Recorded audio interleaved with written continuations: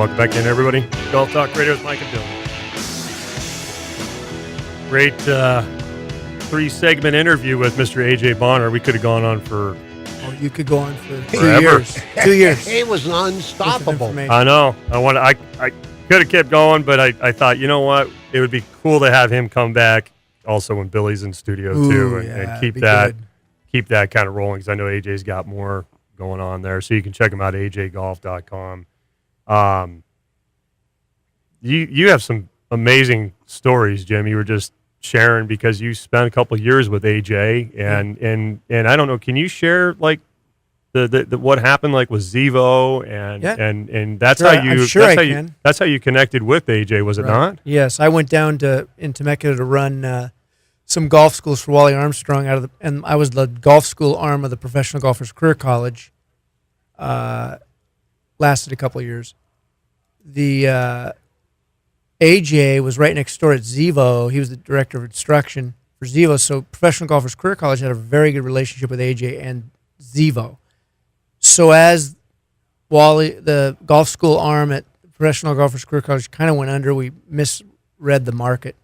They started pushing me towards AJ a lot. So I'd spend a lot of days. I was on the range, picking the range at Zevo. Their master driving range with sensors underneath the ground. I picked in the range mobile. I was in with AJ while he was talking to me while we were picking the range. How long ago is this? In the 1996 to 1998. Wow. And I would just I was just listening to like you guys are. I was like, what the? Yeah. And he hadn't been famous yet. He would do some infomercial with Mike Abraham, who's local here. Right. They were buddies, and he was holding it, and he had already had it ready, and they were, by 2000, they figured it out, and they got him, he's on the landscape. But he built, he had, Zevo had a fitting cart that I believe does not exist anymore. No company, I've never seen it since. Yeah.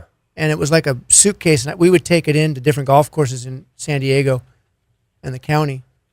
So we were up against Titleist, TaylorMade, all that. And this fitting cart, he claimed 17,000 variables or more because we had like 30 hosels that had lie and loft. We had 12 shafts. We had 6 heads or 12 heads. So in combo, I could do all kinds of things.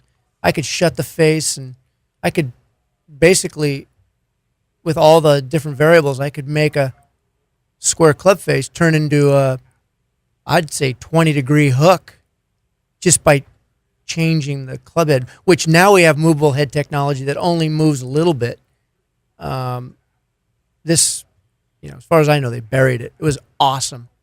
It was so easy to use. So you're with AJ, you're with Zevo Golf, and then after a couple years, you mentioned who took it over? Well, what happened is Zevo kind of, whatever happened, they started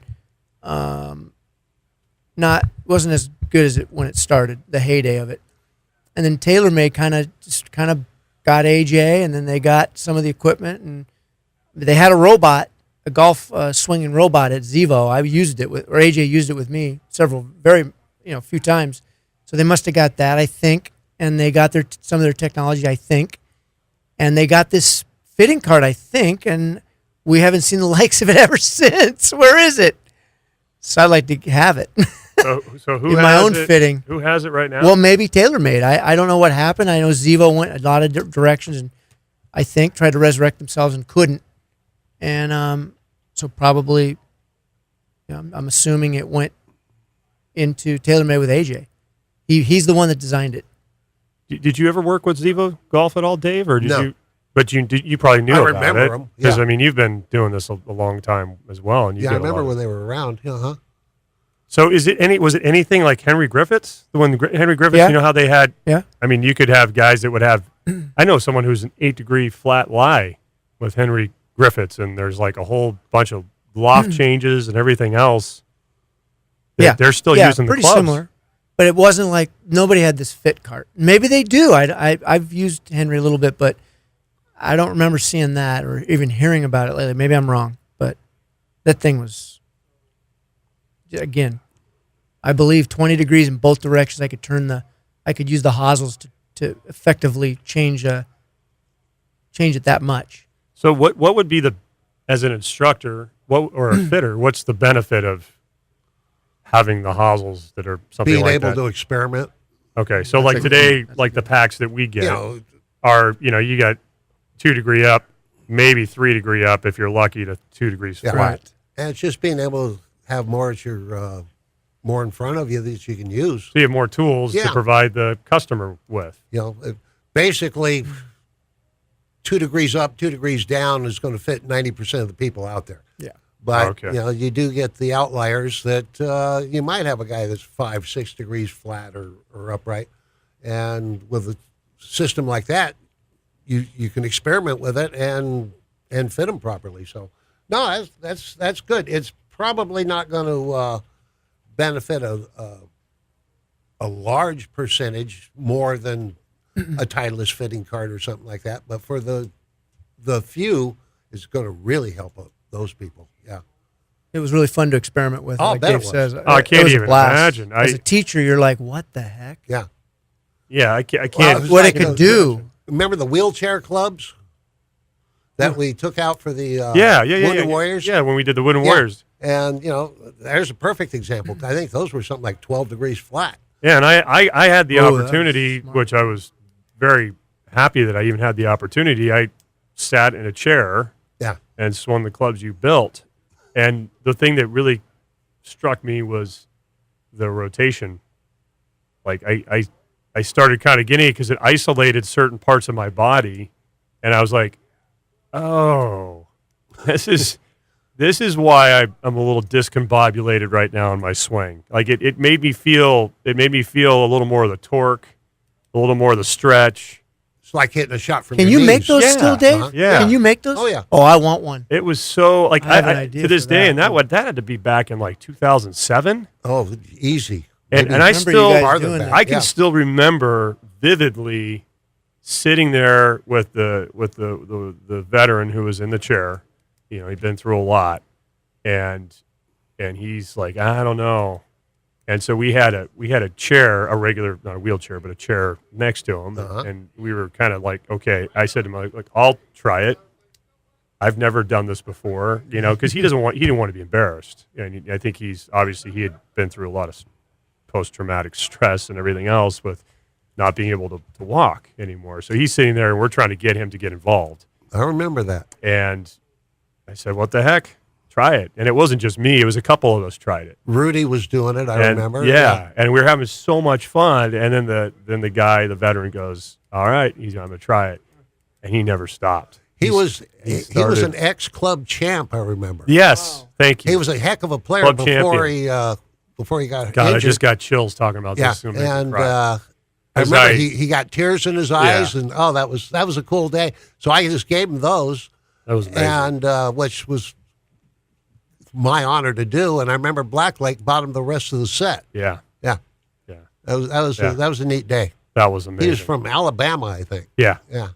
That was. Speaking of Rudy, you guys know he lives in North Carolina still, right? Yes. Do you think he teaches? So I have a student for him. Ooh, He does. I'm going to send him a student. Okay. Rudy Fan, who was the head pro at Black Lake when I was there as the director of golf and GM, he works for Global Golf Commerce, which does a lot of they were managing like PGA Trade-In and stuff like that. And then I believe they were affiliated with Golf Galaxy. So last time I talked to Rudy, he's working at some Golf Galaxy in his area, getting involved with First Tee, but he also did the Global Golf Commerce at home on computer because they're managing clubs and they're doing, it's a great. He does online fittings. Great setup, man. I mean, that sounds really cool. Yeah. It just sounds really, really cool. Cool. But yeah, Rudy, I remember Rudy being there. I mean, those are moments like when I look back at being in golf, I'm sure you guys have them too. I look back at that. I was like that was so amazing to be able to experience that, And, that was a neat day. And unfortunately, obviously, for the gentleman who's the club champion who can't walk anymore, hopefully that was a day that kind of changed his perspective and kind of reopened some doors for him. Because like you said, Dave, I didn't think he was going to swing a club that day. You could tell it was super emotional for him. I mean, he was fresh off. And he had not touched a club. But just seeing the look in his eye after he hit a shot. Never forget that. He was just like, he was back. Yeah, Yeah, exactly. He felt it again. Yeah, and you know, it was so amazing too with working with the Wounded Warriors. The thing, you know, you look at the men and women who were there and what they did, what they had gone through, and then once they started hitting balls or putting or chipping, especially hitting balls, they just wouldn't stop. No. And, Well, that was always a big day because they always went surfing in the morning. Yeah. And then they come out and play golf. They were exhausted at the end of the day, but they wanted to keep going and going. And I remember, I think it was the same, might have been the same day or the next day, because they usually did the trips. They were there for like 4 days, I think.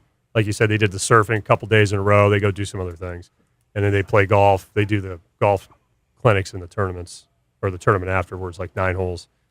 And I was fortunate enough, I've told this story before, but now I'm having flashbacks on it again, where they gave me a gentleman, and unfortunately I don't remember his name. They introduced him to me, and he looked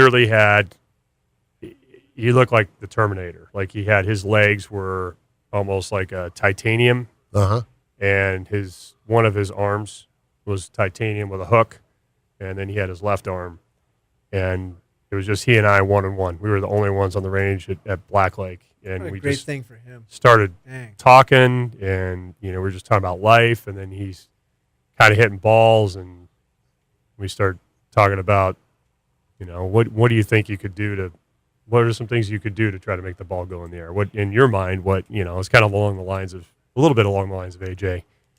And I couldn't tell you exactly why or what we got to and how it got there, but he ended up hitting 3 large buckets of balls, and he was pounding a drive. By the end, he's pounding a driver. You know, we're on the right side of the range. We were up near the front at Black Lake, kind of near the first tee on the canyon side. Mm-hmm. And he's hitting driver up over the oak trees. Oh, geez. Like into That's them. deep. He's just pounding them.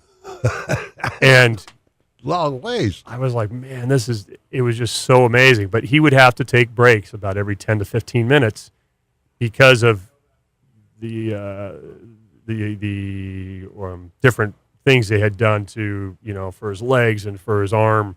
He had to actually start walking around to get the circulation to go. He couldn't stand still for X amount of time, you know, when he was up and around. Really? And I thought, man, you know, like you mentioned at the break, Jim, life is just so precious and short, and we all have our adversities and things we got to persevere through. And that guy was one of the most amazing things I've ever seen from a human. I mean, just, you know, because in the beginning he was just like the club champion in the wheelchair. He was not, you know, he was very tentative, probably a little scared. Mm-hmm. You know, there's a lot of emotion going there. He doesn't even have to say anything, and you can feel it. And like I said, those things are burned into my brain. I mean, in a good way. It was a great experience, obviously, for me to remember that from like 10 years later. On that point, remember the guy you interviewed? Maybe Dave remembers. He had 2 and he hit it out of the ranges, and the pro made him go on par 4s. You interviewed him. Yeah. Do you remember that one? I do remember that. It's amazing stuff. Yeah. I think he hit it 400 yards. He hit it a long way. Yeah. I don't remember the yardage, Dave but it was. could fit him. Dave can fit you. Yeah. But there's such great memories. But we're gonna take our last break here, guys. It's Golf Talk Radio with Mike and Billy, and I want to remind you that Golf Talk Radio is brought to you by Best Hole in One. You can sign up at Best Hole in One for your own insurance policy. You play weekly with the guys or the ladies, as long as you're not pro. You can sign up. I think they're doing it for about $49. Running a special $49 for the year. You sign up. You hit hole in one, they'll pay you $2,500. So you go to bestholeinone.com. You can also use Best Hole in One for events. They have golf cannons, all those kind of knickknacks, golf ball drops, you name it, putting contests, hole in one prizes. It's bestholeinone.com, and 844-923-7844 is their phone number. So we'll be right back with the last segment of Golf Talk Radio with Mike and Billy for this show, and stay with us right here on the Golf Talk Radio Network. Looking